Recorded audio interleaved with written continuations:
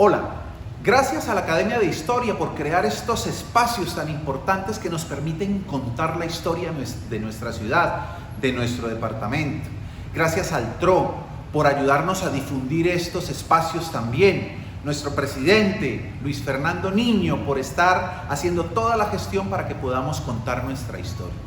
Aquí viene la historia de uno de los productos maravillosos en el mundo, el cacao,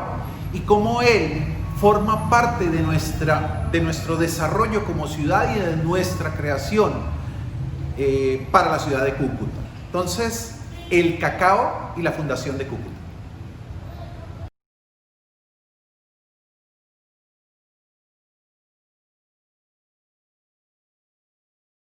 Hola, todos los cucuteños celebramos el 17 de junio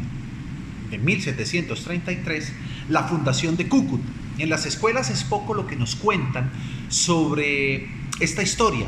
Todo redunda en que Juan Arrangel de Cuéllar donó o entregó unas tierras para construir la ciudad que hoy habitamos. ¿Qué tan real es todo esto? O mejor dicho, ¿qué tan preciso es todo esto y qué tuvo que ver el cacao con estos acontecimientos? Me fue encomendada la tarea como académico de nuestra queridísima Academia de Historia de Norte de Santander para la celebración de los 286 años de la Fundación de Cúcuta, para investigar los acontecimientos que suscitaron nuestra fundación. Pero antes de iniciar nuestra historia, permítanme hacer una pequeña puesta en escena del cacao y su más delicioso producto final de él, que es el chocolate, y la importancia de este en los paladares del mundo. Así que vamos a dar una pequeña vuelta por el Salón Mundial, el Salón del Chocolate en París.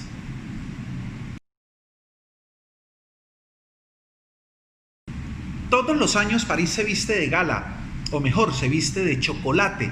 durante 5 exquisitos días para reunir a más de 220 expositores, entre pasteleros, confiteros, pero sobre todo maestros chocolateros de todo el mundo,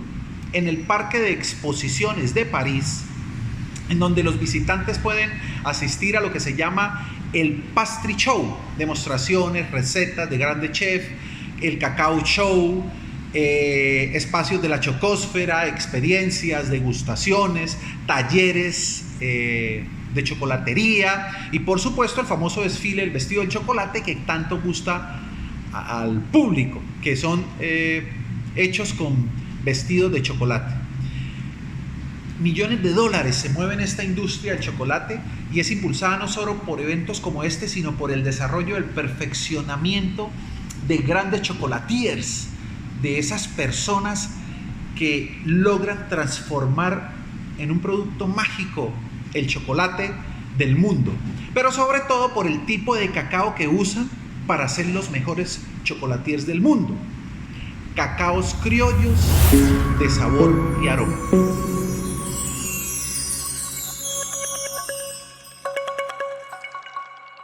Bien, pero para poder entender por qué los cacaos criollos de sabor y aroma, primero tratemos de conocer cómo piensa un chocolatier de clase mundial, campeón mundial en la chocolatería. Y hay varios, pero vamos a hablar de una casa muy famosa en el mundo desde hace 200 años, que es la Casa Bonant. Y vamos a hablar del actual chocolatier, uno de los actuales mejores del mundo, que es Stéphane Bonant. Actualmente uno de los mejores chocolatiers del mundo. Es hijo, nieto y bisnieto de chocolateros y pasteleros. Es uno de los 2 o 3 profesionales en el mundo que vincula el dominio completo de su profesión con el origen y la calidad de los granos de cacao. Es un viajero empedernido. Desde muy temprana edad, desde jovencito, él está visitando cultivos de cacao en Sudamérica para poder conocer y saber todo lo que tiene que ver con el cacao. No solamente en hacer el chocolate, sino la variedad, el grano, cómo se fermenta, cómo se cultiva, para poder llegar a lograr esa perfección en su profesión y poder llevar a Europa los mejores granos para sacar el mejor producto. Y él lleva a sus campesinos, a los campesinos que cultivan, lleva las chocolatinas que han sido campeonas mundiales para que los campesinos las prueben y sepan de qué se trata, qué está buscando él con el tema del cacao. Por allá para 1983, el papá de Stefan creó lo que se llama las grandes cruces o Le Grand Cruz, que es una variedad de chocolates que se hacen con cacao de origen. Antes lo que hacían los chocolatieros, antes del 83, lo que hacían los chocolatiers era agarrar varios tipos de granos que iban de Sudamérica hacia Europa y allá en sus fábricas hacían un blended, una mezcla, y creaban un chocolate para competir. ¿Qué hizo el papá de Stefan Bonan? Él lo que hizo fue agarrar chocolates de Chuao o chocolates del Rosario o chocolates de diferentes fincas sin mezclarlos, y empezó a crear las chocolatinas propias del lugar, propias del origen, y con ellas empezó a competir, y desde el 2014 ha siempre ganado los primeros premios en el sitio. No existe ninguna duda del gran éxito de ser los mejores del mundo, además del perfeccionamiento de los procesos y el cuidado del grano, pero sobre todo se debe a la calidad originaria del cacao criollo y de su delicado sabor desde que se siembra hasta que se procesa. El cacao criollo, y de ellos el cacao porcelana, es el gran éxito del sabor y aroma de los cacaos en el mundo.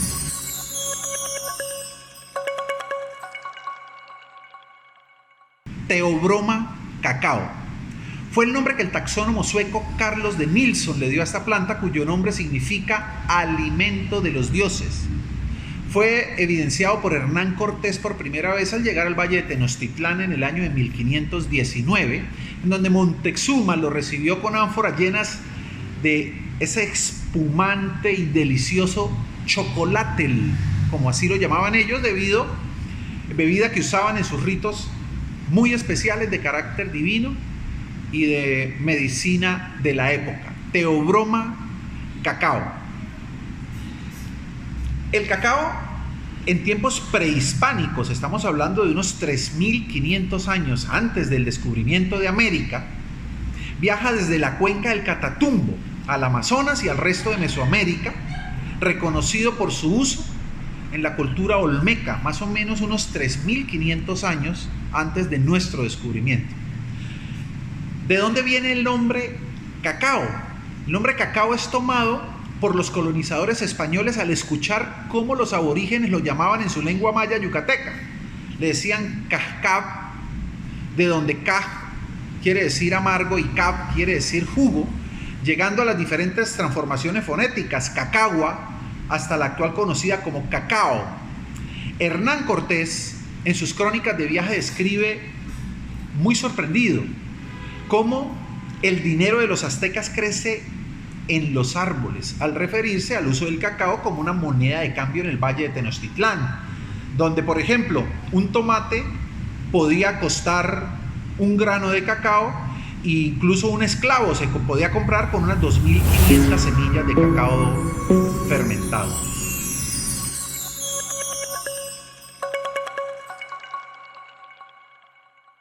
Su origen,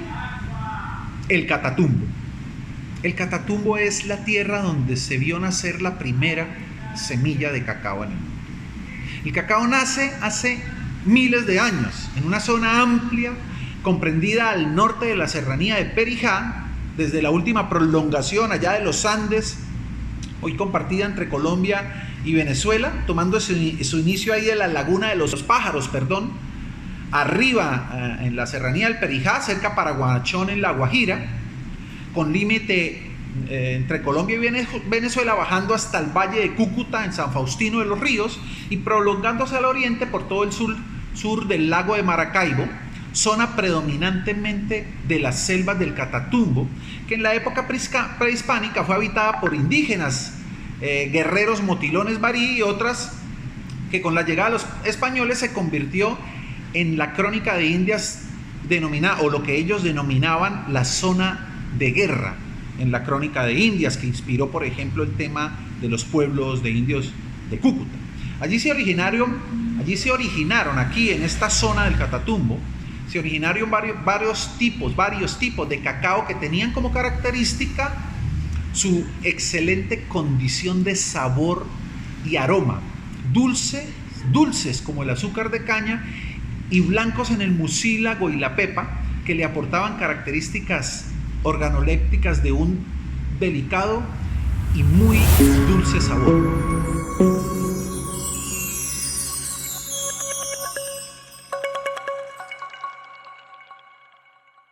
El cacao criollo ancestral.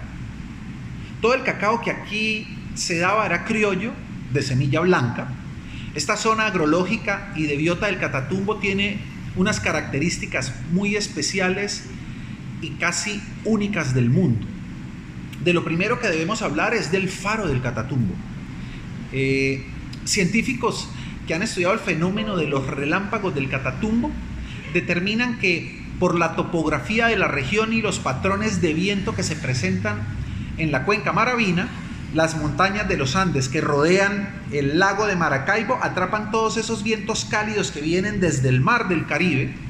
encontrándose con los vientos fríos que vienen desde la cordillera de los Andes, forzando obviamente a los vientos del Caribe a ascender hasta llegar a una condensación, creando unos cúmulos de nubes de tormenta que desatan de manera majestuosa una tempestad en el Catatumbo de 28 relámpagos por minuto durante 300 días al año. Hablando agrológicamente, están los horizontes de suelo, que son las capas de suelo que se encuentran allí en la tierra, y está el horizonte A. El horizonte A del Catatumbo es un horizonte con una materia orgánica y una capa vegetal sumamente fértil, porque se unen a varias riquezas que tiene esta cuenca. Primero, el microclima que tiene esta selva y su humedad, con una materia orgánica de gran variedad, con una riqueza de micro y macroelementos, con su conductividad eléctrica, la cantidad de intercambio catiónico que tiene, que lo hace mucho más fértil. Un pH neutro, además de manejar unos rangos en materias orgánicas, nitrógeno, potasios altos. Esto hace para el cacao un lugar muy bueno, tanto que permitió el desarrollo de estas variedades criollas con la más mínima necesidad de defensas de los metabolitos esenciales de la planta para el control biológico de plagas y patógenos, lo que le permitió obtener esa semilla tan blanca, libre de taninos, que son los protectores biológicos de la semilla, y que le permitieron realzar los sabores del fruto tanto crudo como procesado. De allí que algunas de sus variedades criollas fueron bautizadas por los españoles de la conquista como cacao porcelana, como alegoría al blanco resplandeciente y delicado de las porcelanas chinas, o el mundialmente y famoso cacao Guasare de la región del Perico.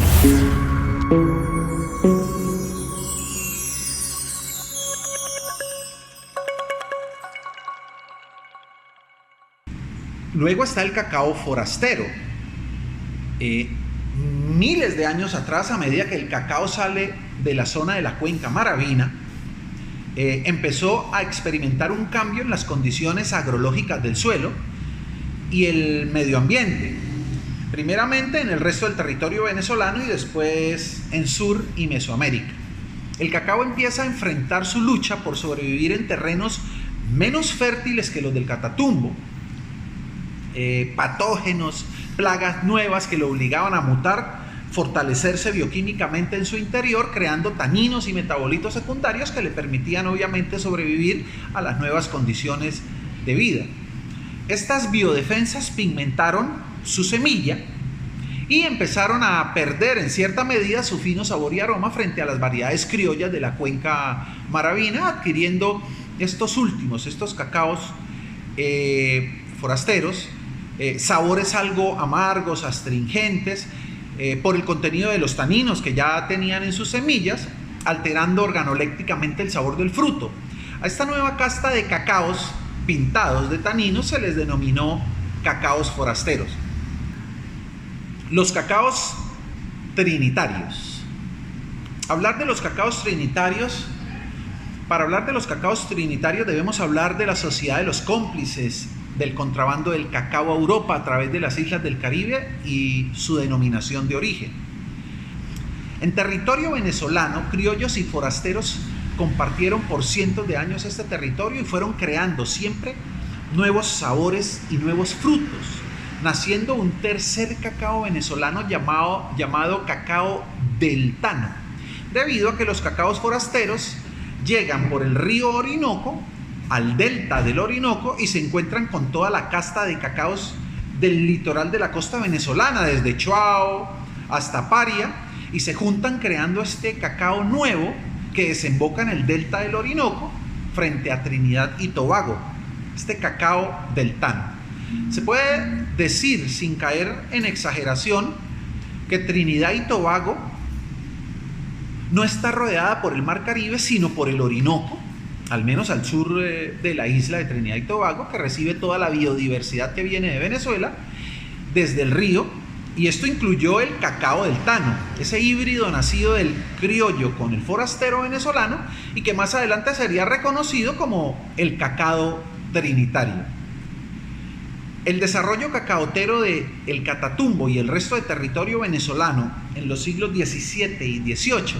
y el auge de las exportaciones de este producto desde Caracas hacia el virreinato de la Nueva España en México era no solo abundante sino estricto en el control que salía del grano, ya que dicho cacao producido en estas tierras solo podía salir a México y a España. Cualquier intento por llevar el cacao a otro territorio, como Europa, por ejemplo, a través de la isla del Caribe, sería penalizado con la horca. A usted lo mataban en la horca si a usted lo veían contrabandeando cacao. Solo habían 3 productos controlados en esa época: el oro, la plata y el cacao. De ahí la importancia del cacao dentro de la economía de la región en la época. El mejor cacao adaptado a las condiciones agrológicas de la isla trinitaria fue el cacao del Tano venezolano, ese híbrido nacido de la mezcla de los dos cacaos, el criollo del Catatumbo y el forastero que se regó por toda Venezuela y los llanos orientales y del Amazonas. Ese híbrido con dulce sabor y aroma aportado por los cacaos porcelanas y guasareño, y con la resistencia metabólica de los forasteros gracias a los taninos que empezaban a adquirir, creaban la excusa perfecta en aquella época para denominar un cacao oriundo de la isla y así en parte amparar las exportaciones trinitarias hacia el Reino Unido, Holanda, Alemania, entre otras, es decir, cacao europeo. Así nació el cacao trinitario, o por lo menos así lo empezó a reconocer Cheesman y Brouman en 1944, Nosti, Soria y otros investigadores de mediados del siglo XX, en estudios hechos a los diferentes cacaos producidos en nuestras tierras.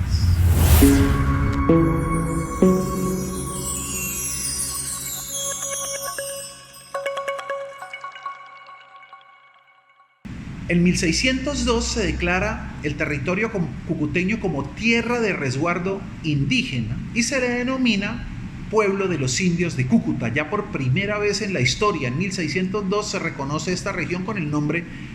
de Cúcuta, que permitiría el adoctrinamiento de los indígenas de la zona,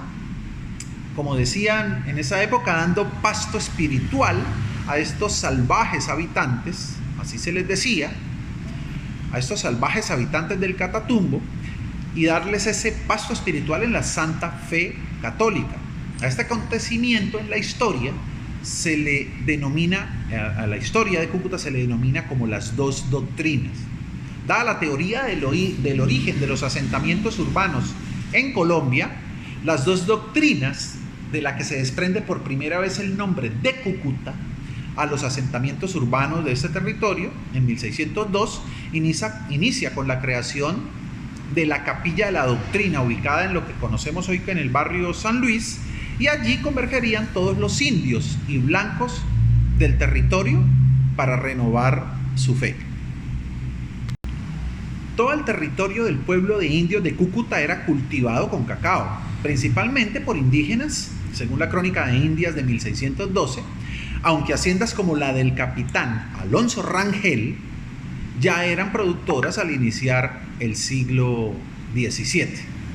En 1622, estas mismas crónicas hacen referencia a la primera exportación de cacao desde el sur del lago de Maracaibo hacia el virreinato de la Nueva España, lo que hoy conocemos como México, con un total de 60 fanegadas. Estas 60 fanegadas equivalen más o menos a 3 toneladas de cacao a pesos de hoy, ¿no? La demanda de cacao por parte de México y por toda la península ibérica es creciente en todo el siglo XVII, lo que obliga a ver al cacao ya no solo como una planta silvestre, sino como una oportunidad de negocios y desarrollo de una nueva economía en crecimiento, por lo que se expande por todo el territorio venezolano el cultivo y el beneficio de la semilla para ser almacenado y llevado a los mercados internacionales del siglo XVII.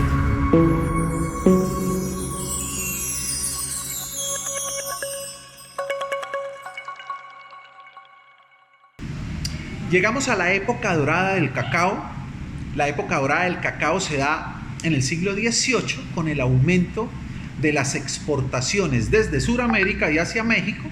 desde Puerto Cabello como el principal puerto de acopio del producto. Vamos a ver unas gráficas sacadas de una tesis doctoral de la doctora Enriqueta Quirós, esto es del 2014. Ella lo que hace es tomar todos los libros de aduanas que se registraban en la Crónica de Indias, en donde se determinaba peso por peso, grano a grano, la entrada del cacao, su procedencia, las cantidades y los valores que se tenían. Esto es un estudio muy importante de todo el siglo XVII y de todo el siglo XVIII. Las exportaciones que salían desde Venezuela, en estas exportaciones, el cacao de Cúcuta, San Faustino y la cuenca venezolana del sur del lago, en el Catatumbo se le conocía como cacao de Maracaibo. Todo el cacao que salía aquí de esta zona de Cúcuta era cacao de Maracaibo, que era totalmente cacao criollo, guasare y porcelana en su mayor cantidad. El resto del cacao que se recolectaba en Venezuela era conocido en México como cacao de Caracas y era predominantemente cacao forastero. Ya conocemos la diferencia entre el criollo y el forastero. De estos dos tipos de cacao. Ya para esa época todavía no existía o estaba empezando a formarse lo que es el cacao trinitario. Estamos hablando todavía del siglo XVIII, 1700, ¿sí? Si ustedes se pueden dar cuenta, en las gráficas, en la consolidación de cacao del lago de Maracaibo y del virreinato de la Nueva España, nosotros podemos entender la cantidad y los volúmenes de cacao que llegaban desde Caracas y desde Maracaibo y desde el lago de Maracaibo, que era el cacao nuestro, hacia el virreinato de la Nueva España. Maracaibo y Caracas se convierten en los principales proveedores de lo que llamaban el alimento de los dioses, a la cada vez más creciente sociedad del cacao en un territorio mesoamericano ancestralmente amante de este producto. Pero existía una enorme diferencia entre los cacaos provenientes de las diferentes regiones de América, que incluyen a todo el cacao venezolano en comparación con el cacao de Maracaibo, o el cacao nuestro aquí de la zona de Cúcuta, y era su sabor y aroma. El cacao de Maracaibo no solo era el más apetecido por el mercado mexicano y español, sino que además era el más costoso del mercado. Mientras un cacao de Caracas, un cacao de Choao o de Paria, costaba 3 reales la libra, estamos hablando de 1720, 1730, un cacao de Maracaibo podría costar entonces 4 o 5 reales, y por contrabando en el mercado europeo los precios se doblaban. Esta diferenciación se daba por la necesidad de adquirir un cacao de mejor calidad, de mejor sabor y de probar una mejor experiencia, y esta la brindaban los cacaos criollos de Maracaibo. Como pueden ver en este cuadro que está ahí puesto, y ahí se ve de acuerdo al orden de los países y por la fecha, los valores del cacao de Maracaibo siempre oscilaron en ser los más grandes, y esto debido a la calidad de la semilla, que era un cacao criollo, porcelana, guasare y todos los diferentes tipos de cacao que se daban. Fue tan importante la riqueza que produjo el cacao en el siglo XVII, por supuesto en el siglo XVIII, que allí nace una nueva clase, una casta social en el territorio suramericano, y ellos eran los mantuanos, también llamados los grandes cacaos, ya que su riqueza se debía a la producción y comercialización en este fruto en los mercados internacionales, riqueza que les permitía comprar títulos nobiliarios como los de conde, duque, marqués, y que crean el nuevo poder económico del siglo.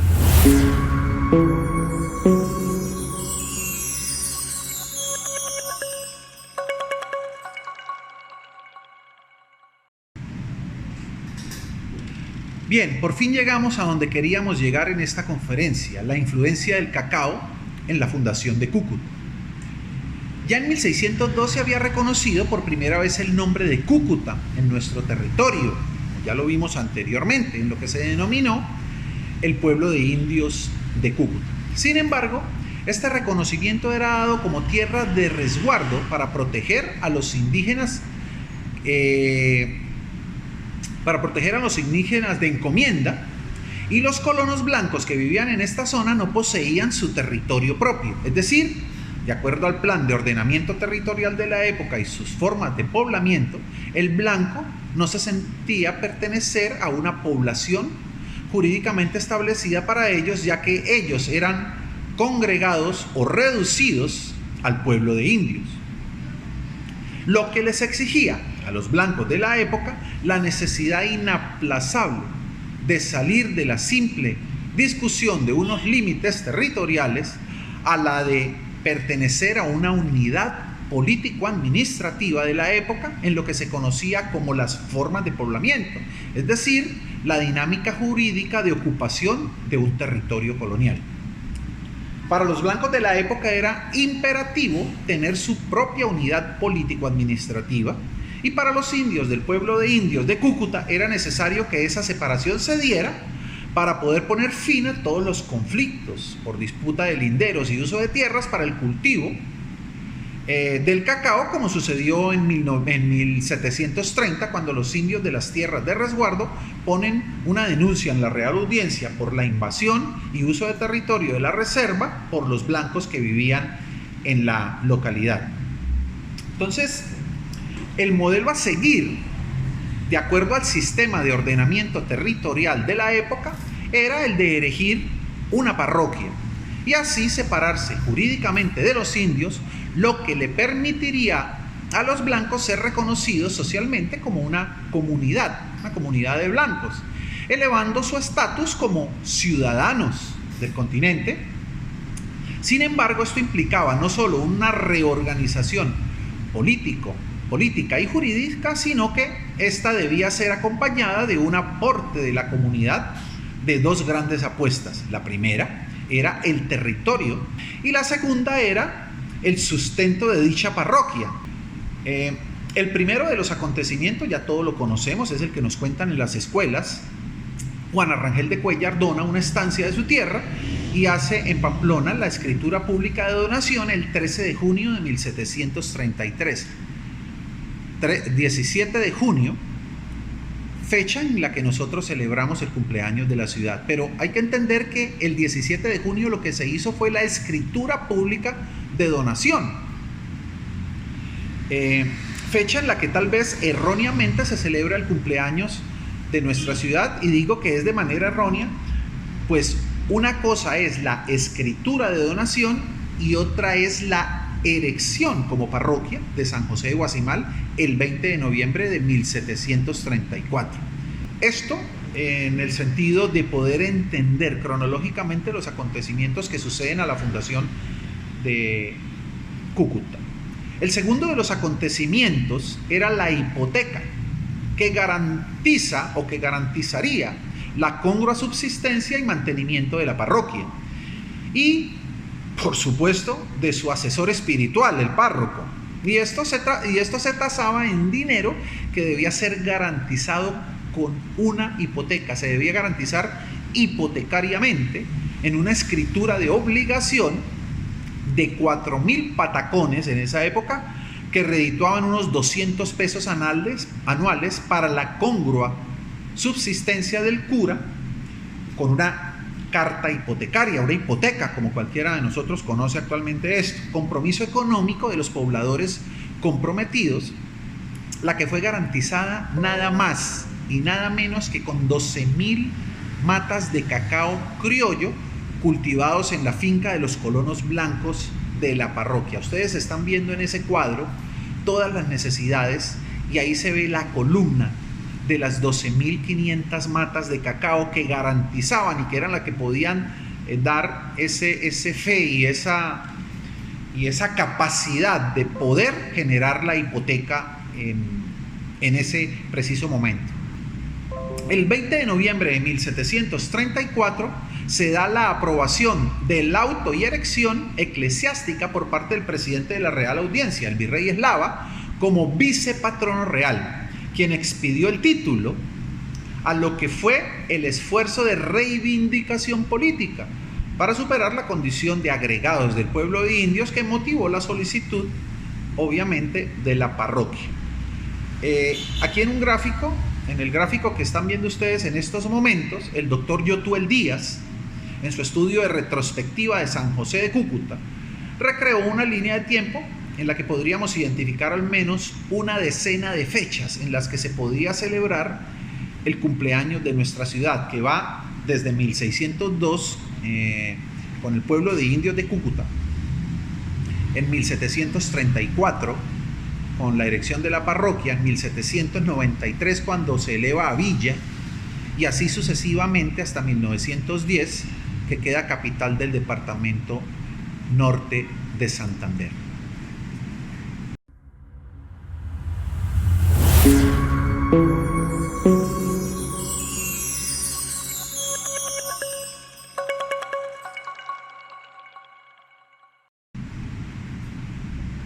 Podemos concluir entonces la importancia del cacao de la época, la riqueza que generaba en los colonos de nuestra región y la capacidad que éste le dio a todos ellos para poder cumplir con todos los requisitos que la Real Audiencia exigía para poder convertirnos en ese entonces una parroquia, pero sobre todo una unidad político-administrativa definida para el pueblo de blancos, separada del pueblo de indios. Y esto fue lo que reivindicó la necesidad de todos los pobladores blancos de la época de querer tener su propia identidad político-administrativa y poder separarse de las tierras de resguardo que en ese entonces se le tenían a los indios de la época. Gracias al cacao y al esfuerzo, por supuesto, de Juana Rangel de Cuéllar al donar la estancia de terreno que ella tenía, se pudo en 1734 erigir la parroquia de San José de Guasimal y poder tener a partir de ese momento un terreno administrativamente propio en lo que hoy es la ciudad de Cúcuta. Todo esto gracias a un producto maravilloso, el cacao, pero de todos los cacaos, el cacao criollo, de fino sabor y aroma, un cacao que hoy se ha perdido en nuestra ciudad, en nuestro territorio, y que por allí,